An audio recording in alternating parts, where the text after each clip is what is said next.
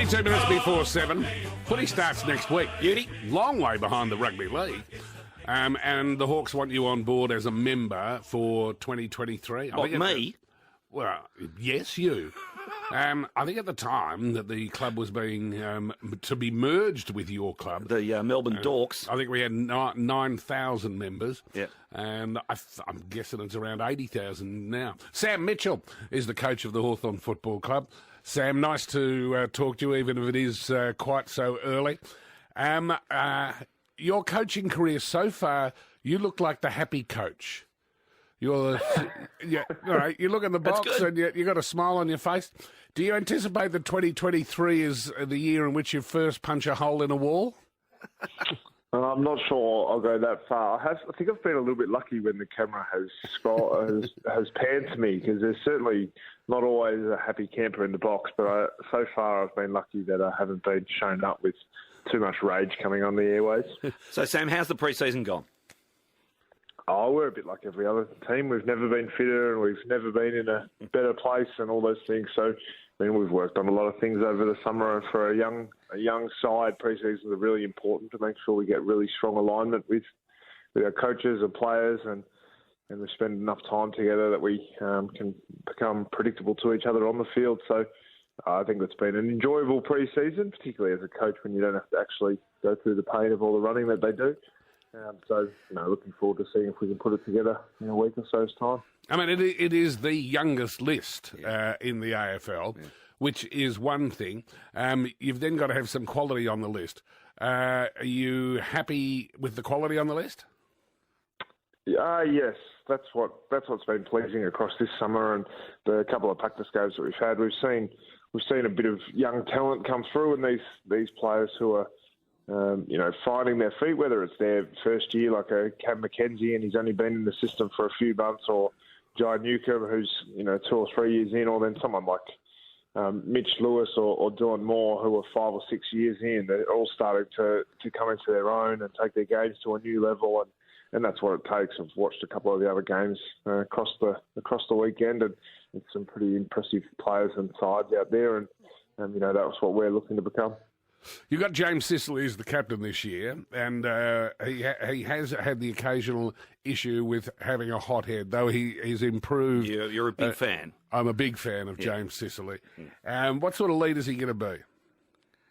I think he'll be pretty genuine and authentic to himself. I think that's a small part of his nature is to have that real competitive streak that sometimes will tip over, and I think that's when he's playing his best footy, is when he's got that sort of attitude about him. So I wouldn't think that too much is going to change in that regard, but the players listen to everything he says. He's got a great football brain. It wouldn't surprise me at all if he ends up in the coaching game, because he just sees the game really well, and his ability to communicate that to players on the field is outstanding. So he's a little bit like having an extra coach out there. So he's going to be really he's going to be really strong in that role, and looking forward to seeing how he goes.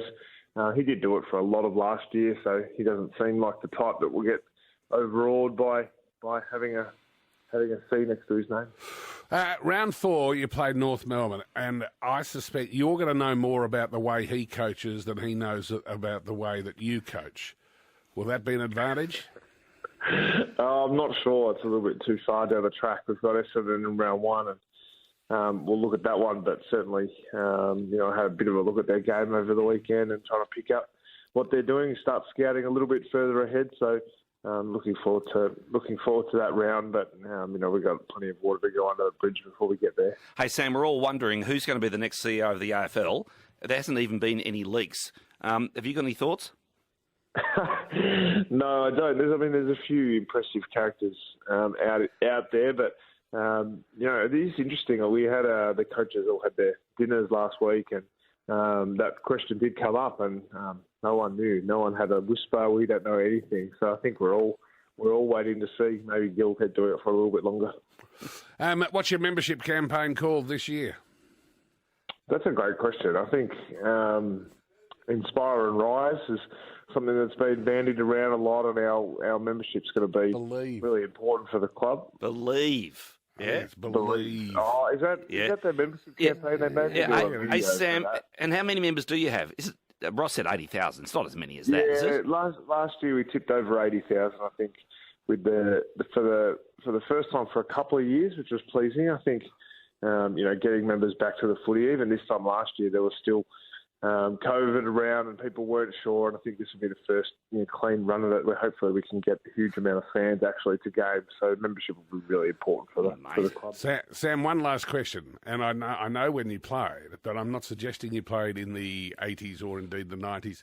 But there is, amongst the players who played in that era, there is a real divide over one question. So I'll pose it to you. Who was a better player, Dermot Brereton or Jason Dunstall? Good luck. It is a great question, and it is just a touch before my era. Come on. And you know what? They've both got quite a big influence on Hawthorn still. So I'm just going to absolutely be a fence sitter on that.